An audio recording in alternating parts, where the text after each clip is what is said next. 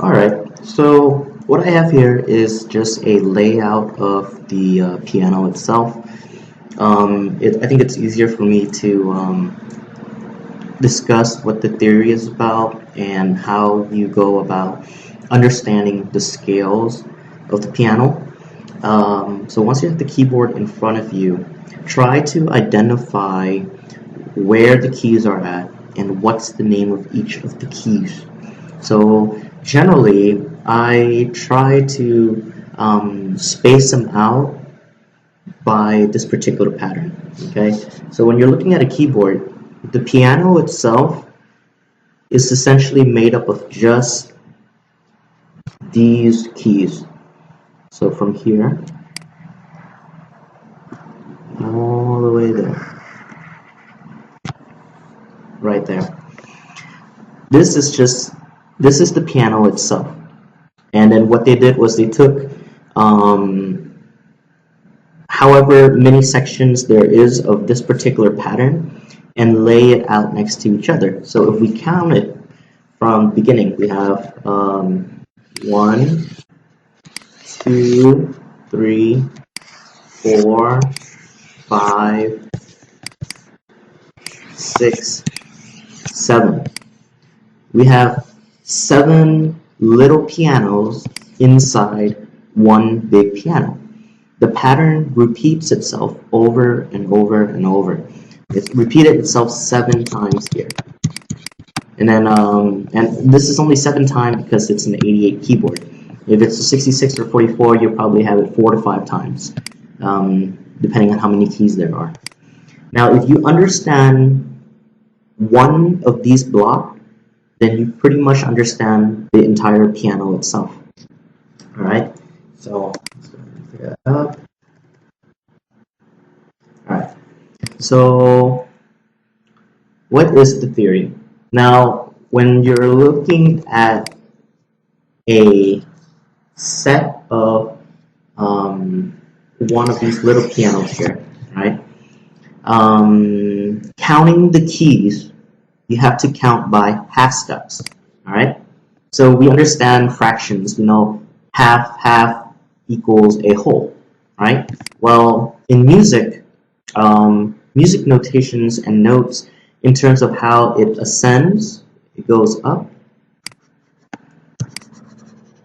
or it goes down.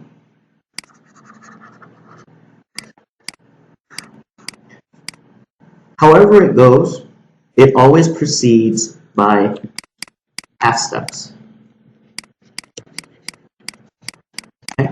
And so, to prove this, we look at the keyboard and we count. Does it go by half steps? All right? So, notice that in between the white keys, we have these black keys here. All right? So, everything is going to be accounted for. So, we'll start with C. Right? And we will go ahead and move forward. Most will move forward to D and count that as a half step, but that's not the case. You have to go to this particular key first. So if you're looking at it, you're going half step, and then are you going to go to this next black key, or are you going to go down to the D? All right? In order to keep to the half step theory, you're going to have to go down to the D, and that will give you that half step, half step, half step, half step. So you're going to go up again. So starting from here again, you're going up, half step, down a half step, up a half step, down a half step. Now you come to here and you notice that there's no black keys here, right? Well, the same rule still applies. Anytime you proceed forward one key at a time, you're counting by a half step. So from this E to the F, you're going to proceed just half a step, and that's still half step. And then from this F to this next black note, it's still half a step, and then down half a step, up half a step, down half a step, up half a step, and then down half a step. Notice now you arrive at the B, right? What do you notice about this B, C, and this E and F? It's the same thing. If you're going to proceed forward, you're still moving half a step, all right? So instead of using arrows, we can annotate that just by half steps. So we have half a step here, and then half a step here, one half, one half, one half, one half, one half, one half, one half, one half, and so on. Essentially, the count on the movements of these keys will always be half step. Now you can do whole steps, but if you do whole steps, you got to make sure your count is correct. So let's say C to D. Would that be half a step or whole step? That would be a whole step. D to E. Would that be half a step or whole step? It would be a whole step. Now would E to F be whole step or half step? It'd be a half step. So then you can follow this pattern, and we have just derived the formula for playing major scales. Okay, so let me clean this up a bit, and then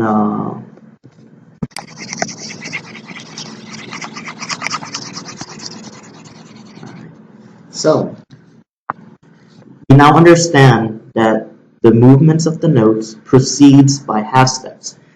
But if you wanted to keep it clean and simple, instead of just half stepping everything, if we use whole step, you understand that the movements includes the intermediate notes that's already a half step in between the whole step. So if I'm proceeding from C to D, and that's a whole step, I understand that the intermediate notes that allows me to have this whole step is this note right here already, because each of these are already half step. This concept, you can apply it on any keys. So for example, if I start off at this note, this black note, and I want to either move a whole step or a half step, I just follow that count. So if I go just a half step, I'll end up at E. But if I want to move a whole step, I'll end up at F. Okay. Now if somebody says I need to move 2 whole steps, right? And you're going to go ahead and count. Okay, half step, whole step, half step, whole step. So 2 whole step will get you to G, right? So that is essentially the theory of whole step and half step.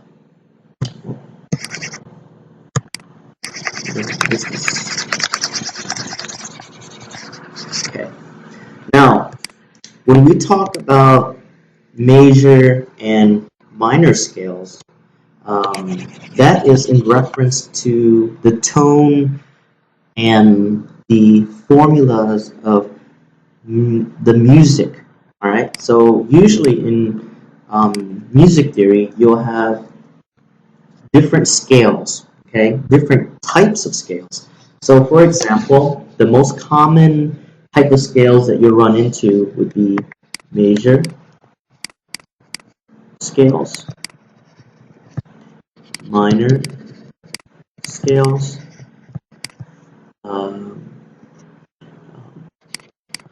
pentatonic scales, etc. Okay, but the important thing to understand in terms of exploring scales is really mastering these 2 types of scales first. It will be your foundation to building off on all the other scales when you get more advanced in your studies of piano. Okay, so when we went back to the formula for major scales,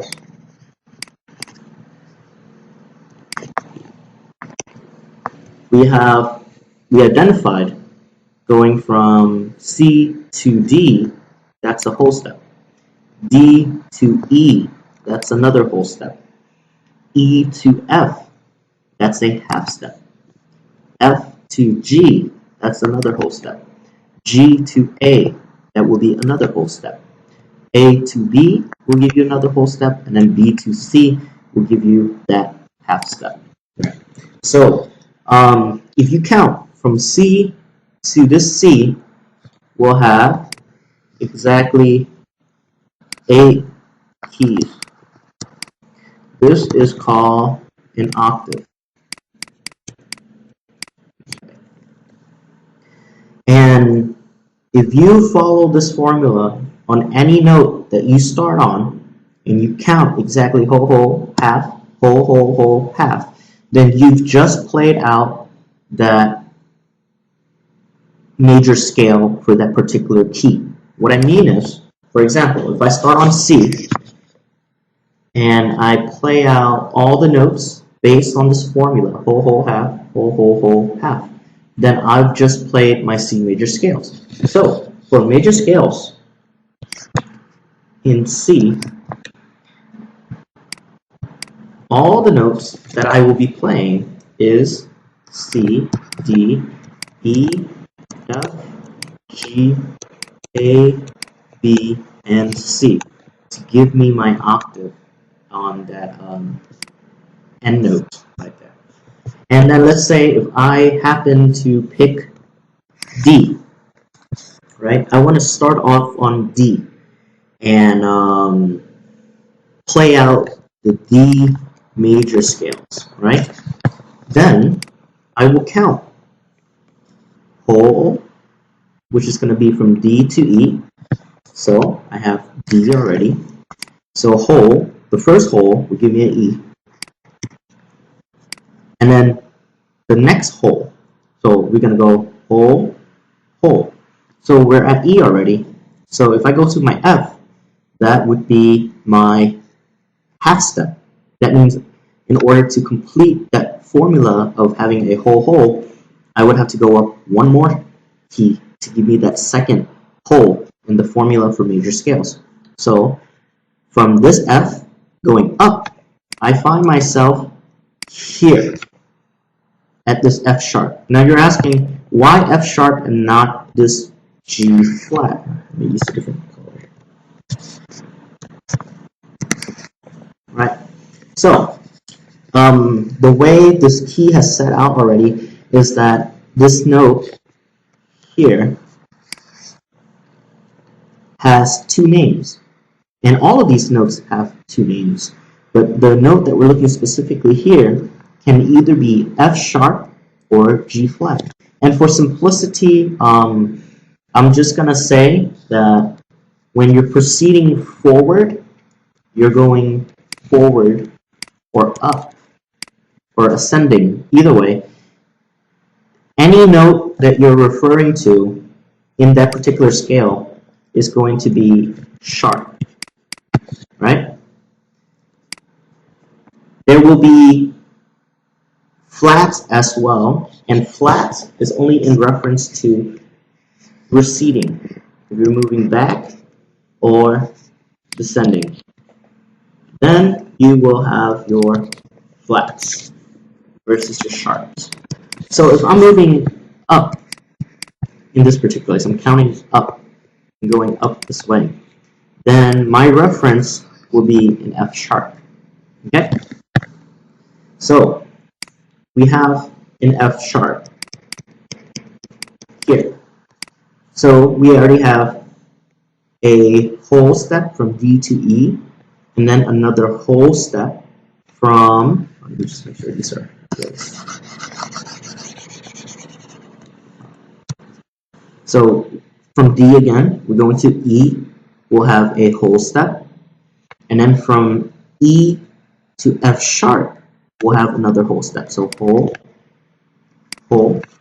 And then the next part of the formula, here we have whole, whole, 1, 2, whole, whole. The next part is your half step. So half step would be a drop down to the G. So we'll go ahead and have G here. And then the next part is whole. So you're going from G to A. Another whole, A to B.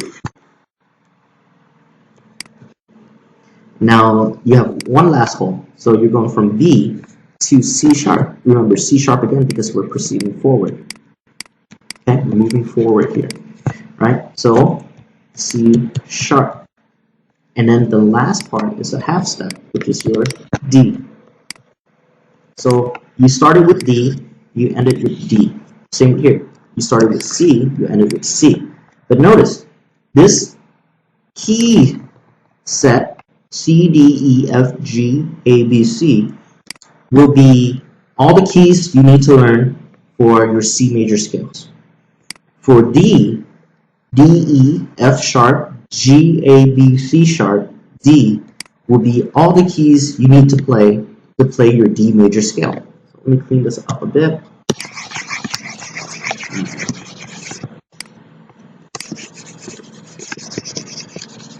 Alright, and essentially, once you understand this and you practice this, you can figure out all the scale set for each of these letters, or each of these keys, to be precise, following the whole half formula. All right. So you know, for one more, we can do an example. Like we can do G. All right. We can figure out what the G scale is when we start on G, based on the whole half formula. So from G to A is a whole step. A to B is another whole step. B to C is a half step. C to D is another whole step. D to E is another whole step. E to F sharp is a whole step.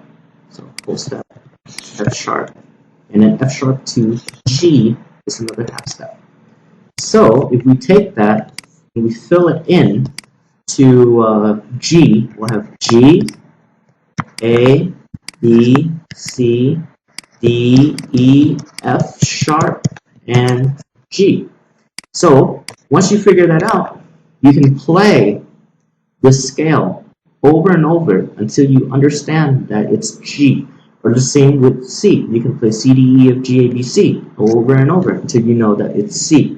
The same thing with D, but you just have to remember your F sharp and C sharp, because that's what's complete the scale for that particular key, right? So essentially, with the theory, if you go through E, F, A, and B as well, you'll be able to figure out all the necessary keys that you should be able to play within the scales, all right?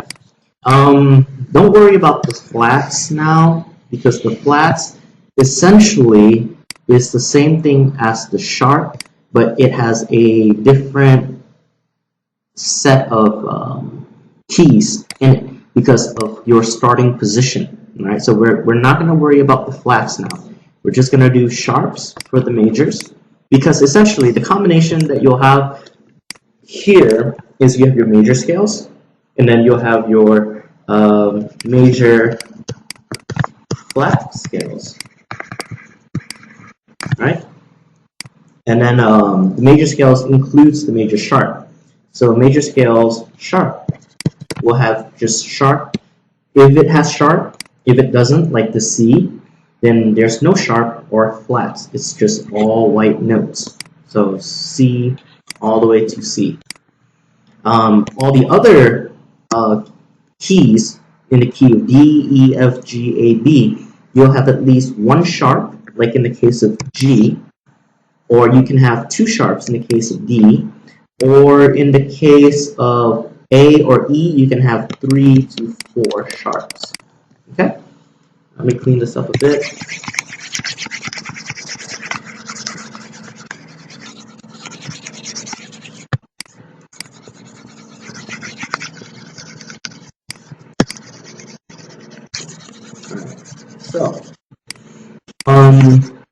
So with the theory, to recap, you start off with understanding, knowing the name of each of these keys. So generally, we'll have C, D, E, F, G, A, B, C, D for the white keys. And then if you're looking at the black keys, for now, we're just going to focus on sharps. So sharp means that you're proceeding forward. So you're going forward, right? So you're going to be looking just at sharps. But if we're going to be going backward and reverse the scales, then that is when you will look at the blacks. Okay?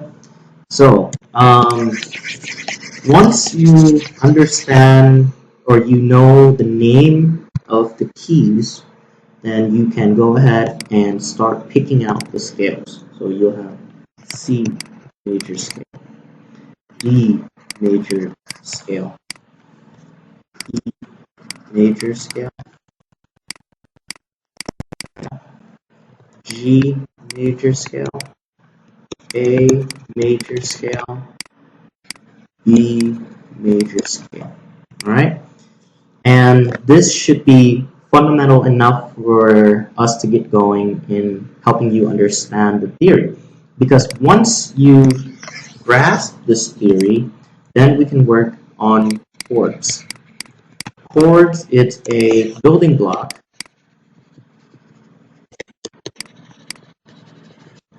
of the keys. And chords work with formulas as well. So, in order for you to understand the chords, you have to know how to build your major. Once you know how to build your major scales, then we can work on chords, because the chords are pretty much the skeleton, the bone structure of any music piece. All of the music pieces are structured around a chord pattern, depending on what key signature you're in. And when I say key signature, I am referring to the scales. What type of scales are you in? Are you in an F major scale? Are you in a G major scale? Or are you in a C major scale? And depending on what scales you are in, then you can construct the appropriate chords within that key signature. All right? So that's just a quick intro. If you have any questions, just shoot me a message, and practice.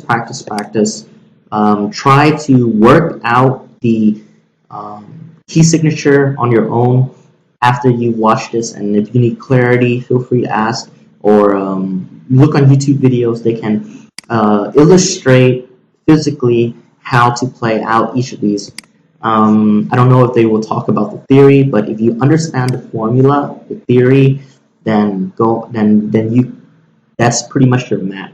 You can follow that on your own, and with practice, you build enough speed, and you'll be able just to play it automatically and count whole half. You can just play it because it's memorized into your learning, or in the theory in particular. Okay, so